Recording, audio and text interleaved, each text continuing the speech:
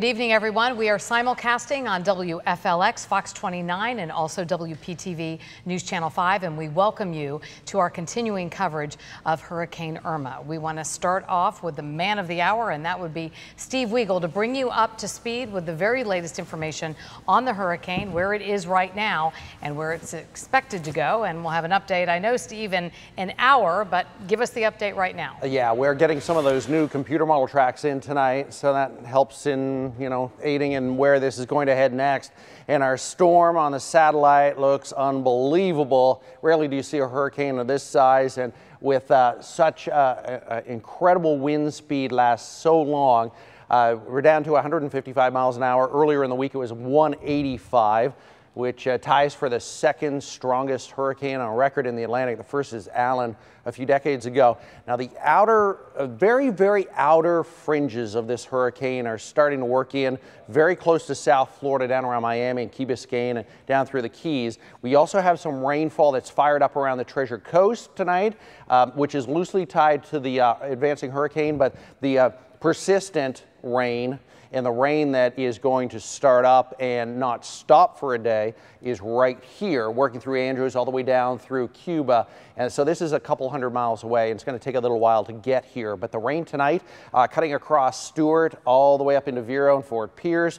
These are very feeder band-like in that there are just long lines of rain, and they're training showers and storms. It'll rumbles of thunder possible, and they leave a quick 1 to 2 inches. Now, as far as our total rainfall through Sunday, that may approach over a foot of rain. More on that in a second, though. Here's the latest track, Category 4, just along the north coast of Cuba, and then a big turn, and look at that, a Category 5 Sunday. That is 2 a.m., so just after midnight tomorrow night, about, 28 hours from now.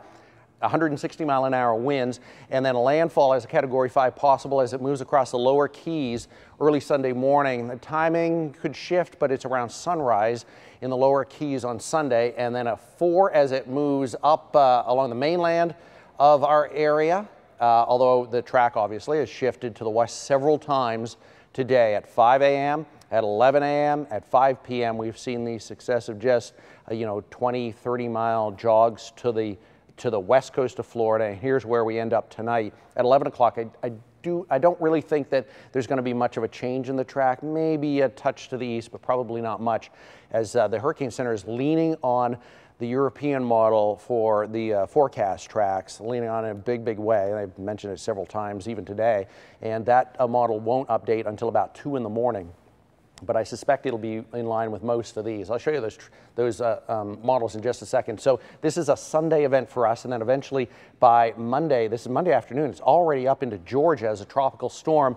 And anyone who has family up around Gainesville or Orlando potentially could be dealing with weak hurricane force winds and obviously torrential flooding rains. And Gainesville the same, although as it tracks north it will lose a lot of its intensity.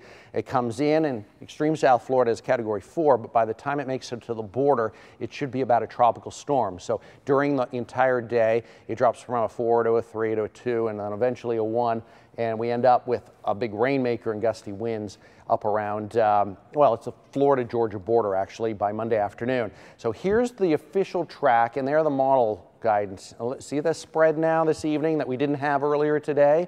And then tracking in through our area, this is Sunday morning and early afternoon. And the models tonight, so a little cluster closer to the western side of the lake. Also some models back around Fort Myers, and the official forecast splits right in between, as does the European model, an outlier there, and GM model, which is off in the Gulf of Mexico. But this is a little wider than we saw earlier. Honestly amazing that we're still talking about something that's a day and a half, almost 2 days away, and we're talking really about 60 to 80 miles here roughly.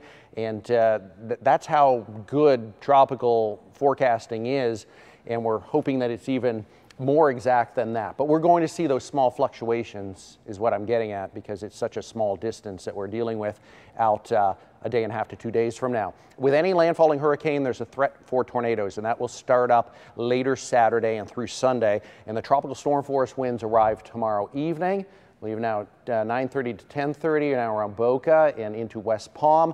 About this time actually tomorrow night. We're going to get some very gusty winds. They're already above 30 mile an hour wind gusts right now, but these are the sustained tropical storm force winds. And so they start and they don't let up. They're 40, maybe 50, potentially 60 miles an hour.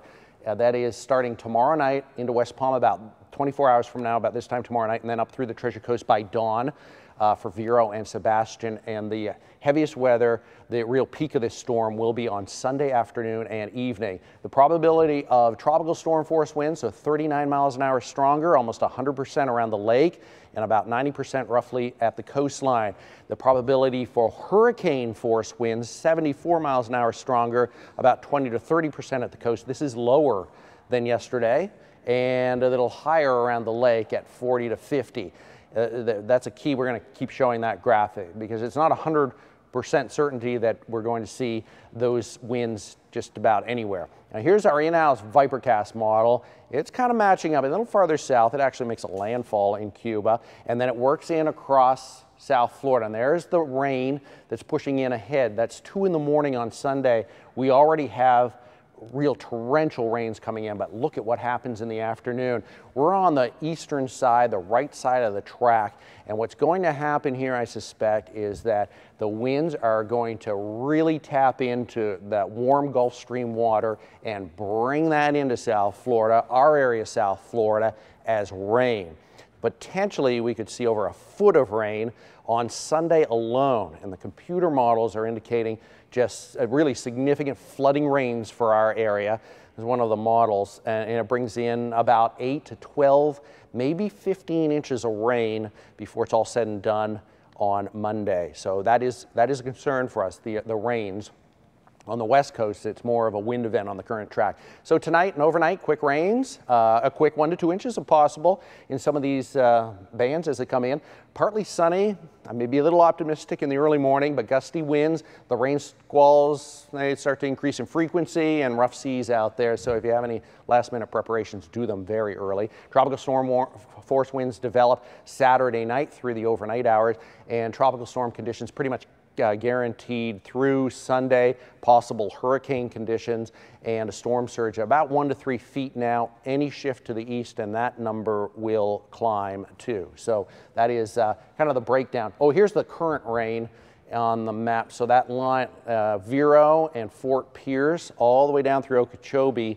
This is just torrential rains, a couple of lightning strikes. Actually, that cell started to fire up quite a bit, but this is, we'll have to watch for this because if we get an area where it's coming in off the coast, off the water, and it's sitting over one area, that is the potential for flooding. And this one, luckily, started around Stewart about an hour ago, so it shifted north, but there's some real heavy downpours here. And this kind of gives you a feeling of those feeder bands because it comes in and it just feels different. This rain comes down, it's zero visibility, a quick couple inches of rain, and and very gusty winds as these push in too. If you were here in the Hurricanes 04 and 05, these feeder bands, it's not calm conditions, but it's relatively peaceful, and then the feeder band, the winds pick up dramatically for 20, 30 minutes, and the rain comes down, and then it tapers off, and then a stronger one comes in about half an hour to an hour later, and then you just go through that cycle hour after hour after hour. So that's what we'll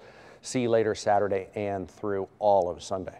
You certainly understand, Steve, why part of mandatory evacuations are low-lying areas. Yes, and yeah, that is obviously one of the big concerns here, because if you're dealing with over a foot of rain potentially, and it's coming down in the time span of a day, right. That is, now this is, and I'll say it again because I think a lot of the precautions that were taken people were looking at Harvey and what happened there with the flooding rains. This is not Harvey type rain where 30, 40, 50 inches of rain, but it is very, very heavy rain in a short period of time, and drainage just can't handle that much rain that quickly. So, if you live in one of the areas that typically is flood prone in these kind of circumstances, you can expect that you may be dealing with that difficulty this time around. Yeah, several times a year there'll be little spots in South Florida where we will have 8 to 10 inches rain in a short period of time, and everyone walks around, well, why? You fix the draining system.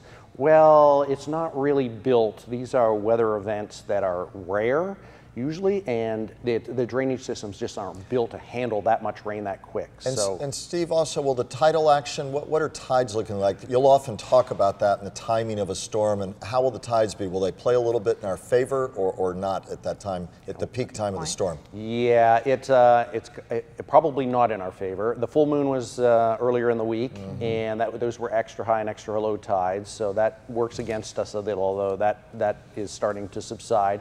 And, you know, up and down the coastline, the tide times are different by several hours, but most tide times now, I believe, are peaking in the mid-afternoon, and I think the peak of the storm and the winds will be in the mid-afternoon, so it'll be close in spots as far as getting an extra high tide and then the storm surge tide on top of that. Again, an exclamation point on why to pay attention when you're told to get out of low-lying areas. Steve, thanks. We know you've got a lot of computers to pour over as we all point towards the 11 o'clock update, still about roughly 45 minutes away, but it sometimes comes in a bit earlier.